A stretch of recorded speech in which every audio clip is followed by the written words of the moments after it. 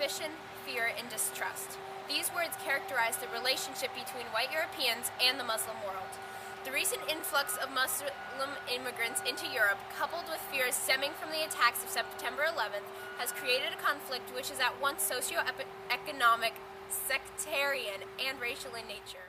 The prevalence of crime in Muslim immigrant communities, as well as fears of multiculturalism, has awakened the xenophobic tendencies which pervade European society, manifesting itself in such political movements as France's Front National.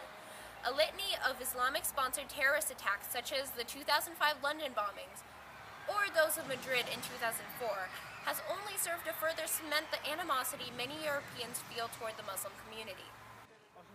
It was against this backdrop of mounting Islamophobia that in 2005 the Danish newspaper Jyllands-Posten posted a series of 12 Islam-related editorial cartoons, many depicting the Prophet Muhammad, which were to spark a controversy of monumental proportions.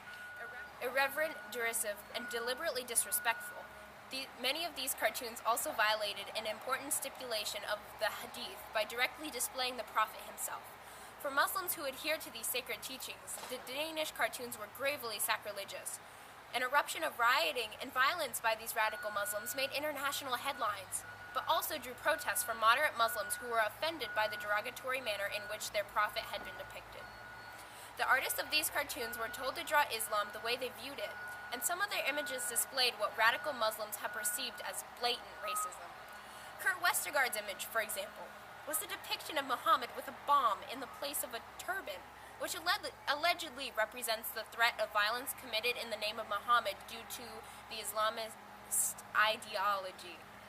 Westergaard and other Europeans defended his image, denying allegations of racism and explaining that the cartoon referred to only the radical element of Islam. Westergaard asserts that freedom of speech and the separation of church and state make his image permissible. However, many Muslims interpreted this cartoon as a representation of their religion as a whole, and thus were very offended. Hardline Muslims have responded numerous ways, most visibly with riots. Protests erupted around the world in January and February 2006, resulting in at least 200 deaths globally, and the burning of Danish embassies in Lebanon and in Syria. In addition to these violent extremist protests, some Muslims promoted an economic boycott of Denmark, encouraging Middle Eastern stores to refrain from carrying Danish goods. As recently as 2010, assassination attempts have been made on Kurt Westergaard and on others involved with the Jyllands-Posten newspaper. Moderate Muslims are more willing to allow depictions of Muhammad, but they too were offended, as the depictions of the Prophet were extremely derogatory. Muslim scholar Hasma Yusuf stressed the importance of an open dialogue between Muslims and native Europeans, calling for greater understanding between the two groups for the good of all. Characterizing extremists as a minority group, Yusuf offers his assurance that the majority of Muslims are reasonable, tolerant people who are respectful of the democratic process. I don't think we should gratuitously print things for some sacred right to offend others. This view is reflected in the peaceful demonstrations organized by the Muslim communities of Canada, Finland, and New Zealand. Neither Europeans nor Muslims are without fault in this controversy.